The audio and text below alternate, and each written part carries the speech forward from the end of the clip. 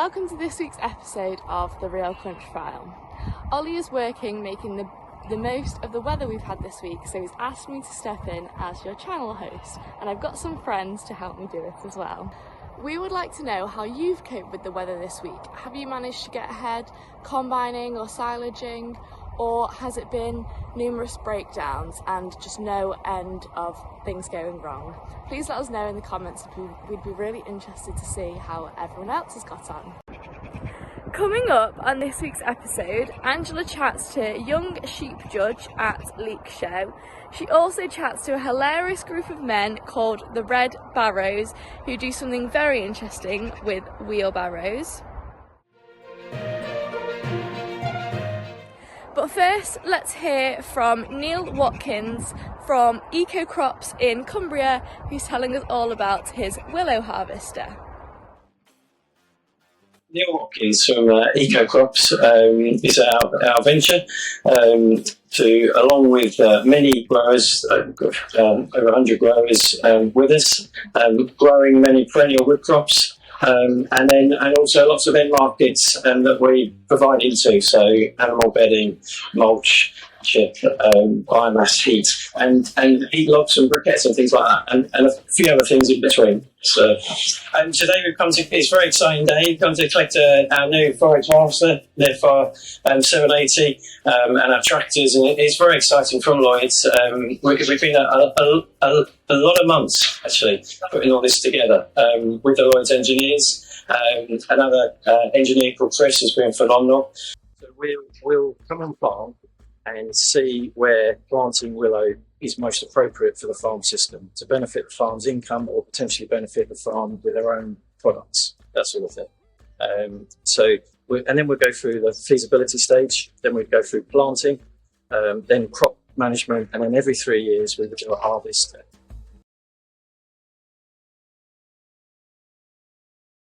So it regrows. And then from that back end, we then make products out of that. So whether it's an animal bedding product on farms or heat logs, briquettes, selling into the public domain for wood stoves, pizza ovens, that sort of thing. Or it could well be biomass heating on the farm, so the farm biomass boiler producing heat. Or garden mulch is another product that we produce. So right from the beginning, planting, crop management, harvesting, and then end market products, all produced farms in the UK, supporting local farmers. With the bedding, what we do is we keep all the fines in there because that's part of the comfort. The chip is very uniformed; it's all under 30 mil. We can chop it smaller if it's dedicated crop to bedding or local. And we do have a lot of farms that are interested now growing it for their own use, so not for us to sell off into the wider market. So we can do both. We can sell 50% of this and then keep 50% on the farm, or we can sell it all and we can be involved in as little or as much as people want us to be on the crop management side. So I am Ian Bowness, dairy farmer from near Spertia. And last year I started to use willow chip as a bedding for both my dairy cattle and for calves and for the sheep to lamb.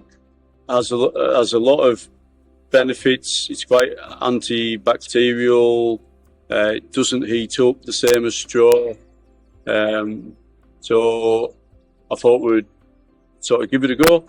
We tended to put it in probably sort of a foot 18 inches deep in the pens for the sort of dry cows, in-calf heifers. Leave it in for a certain length of time, just depends on how fast it sort of appears to go dirty or how much build up of sort of manure you're getting amongst it. And then after that, we then tend to just bed with straw on top of it. And what we find with that is that the straw lasts a lot longer because it's not as wet. The moisture, any water drains through the chip, and so the straw stays drier, and so you get more out of your straw on top of it. And then, of course, when you come to clean the shed out, the chip ends up mixed in amongst the straw, and midden it up and then just spread it as you would normally. This year also then we lambed the sheep on it, and literally just put sort of 6 inches across the shed, put the sheep in, and they were absolutely fine. They didn't, it didn't wrap around the feet, it stays clean, it doesn't heat up the same as you do with straw.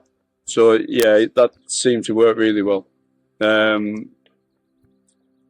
of course, the big interest this coming 12 months is going to be the fact that the straw price or straw availability, never mind price, could be quite challenging, given the way that the crops have been, the winter crops have been, and given the fact that people then haven't necessarily sown spring crops and they've just put it into SFI. And all these sort of things are actually going to have a knock-on effect on the availability of straw. So we've seen this as a good alternative, and it's certainly done a job for us. Come and see us. We're planting in spring, but we plan a year before. So if anybody wants to plant spring 25 and plant the willow crops for sheep grazing, shelter, natural flood management, soil or bedding, come and see us now, because we're getting to the end of ordering those cutting material for producing through the winter period, and then that'll get planted in spring. It goes into cold storage and planted in spring 25. Or see us now planting spring 26. That's the planting. Harvesting, the guys are all ready out there harvesting, looking at sites to do, so get in touch if you want your willow crop harvested. We've got the new FR780, watch this space, and we're really excited, just want to get that machine going. It's some machine, and there's a few new things on this machine now, so it'll be quite exciting to see them working well.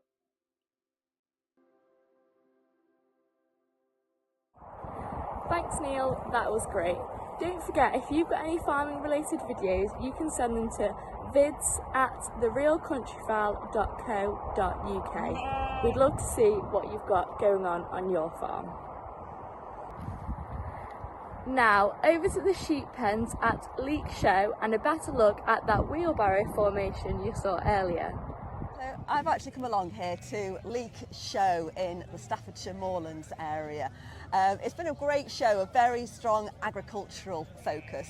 And I've just been having a chat to Joe here. So Joe, just explain what your role has been here at the show. So today I've been judging the blue Texels, Dutch spotted and badger-faced Texels.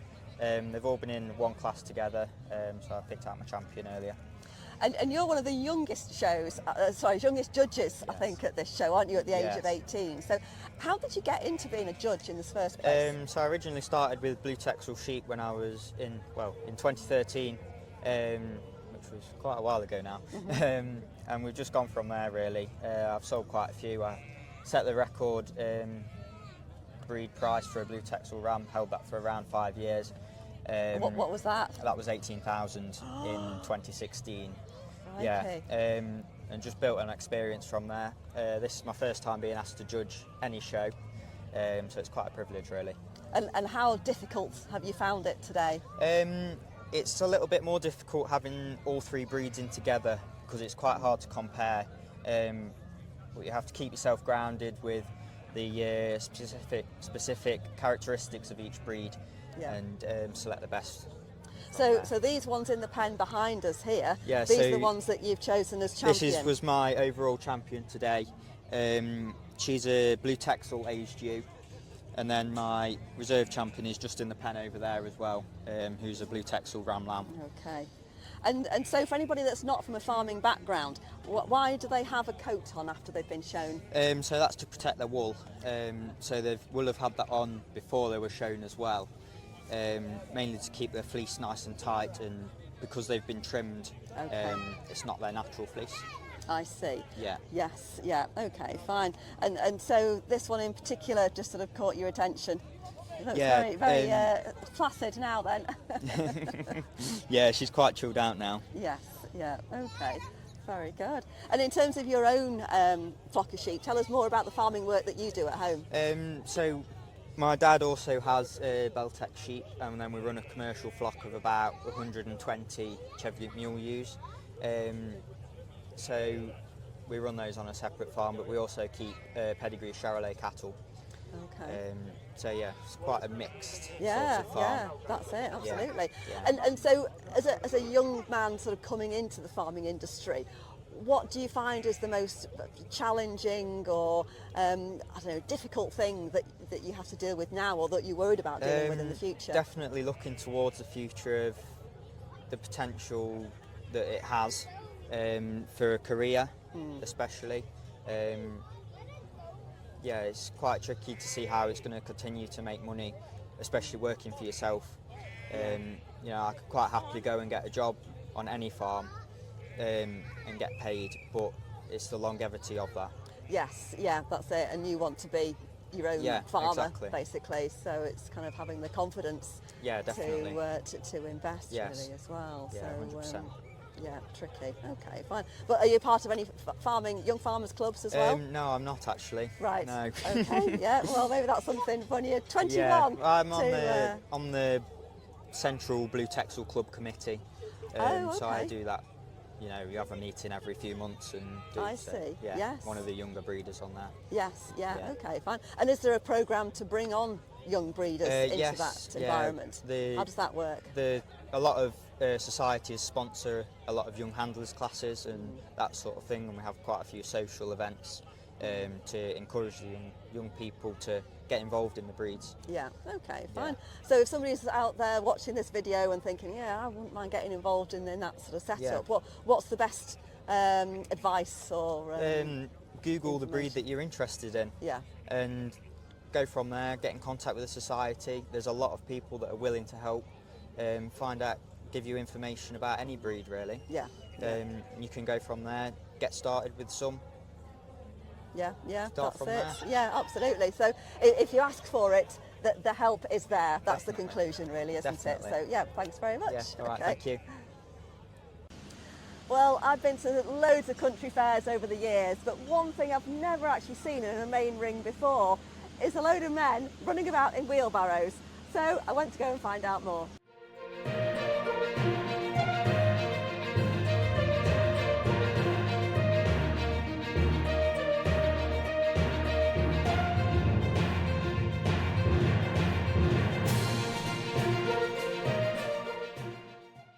So, Richard, you're a squadron leader of the Red Barrows, I believe. So can you just tell us what this organisation is? Yeah, this is an organisation, Angela, that was set up about 9 years ago, and it's a collection of elderly and doddering ladies and gents from around our village of Barlow, just outside Chesterfield. And our aim is basically to make people laugh, to put a bit of good old-fashioned fun into things and raise some money for charity, which I've got to say that over the years that we've been in existence, we've been very successful at doing. In that time, for different children, charities and a homeless organisation, we've raised now £81,500. And how much rehearsal or sort of practice goes involved before you actually attend a show? Well, I would say that our practice time is split. We do roughly half our time doing physical stuff and pushing wheelbarrows about and doing timings and those sort of things, and then we spend the rest of the training session in the pub, which is equally important because we do what we class as a technical briefing or debrief, and we find that over a few pints that goes much better. So yeah, we do train, but it does have advantages in that gives us a bit of exercise and a few beers, so it's not all bad. Absolutely, and obviously whilst you do great stuff for the charities, the people that are actually involved in your group, it must be fantastic for their sort of camaraderie, mental health and physical fitness as well. Yeah, there's no doubt about that. It's one of those things, isn't it, that to laugh is probably the best health benefit that anybody can have out of anything. You know, you can have all your medicines, but to get out and have a bit of good old-fashioned fun, to me, is equally important in whatever you're doing.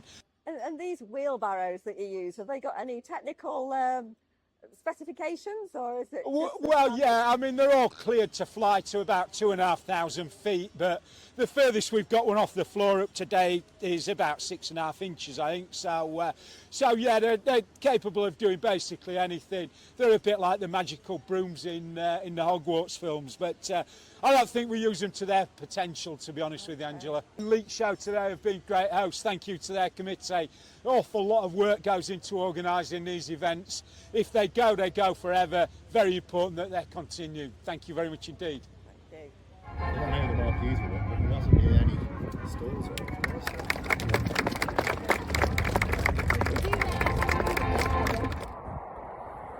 Thanks, Angela. I suspect most of us have an old wheelbarrow lying around somewhere that we could dust off and practice a routine with our workmates, so why don't you give it a go? For some bonus points, can anybody guess what I'm actually doing with sheep today and what I'm protecting against? That's all for this week's episode, so thank you for watching and don't forget to like and comment. See you next time!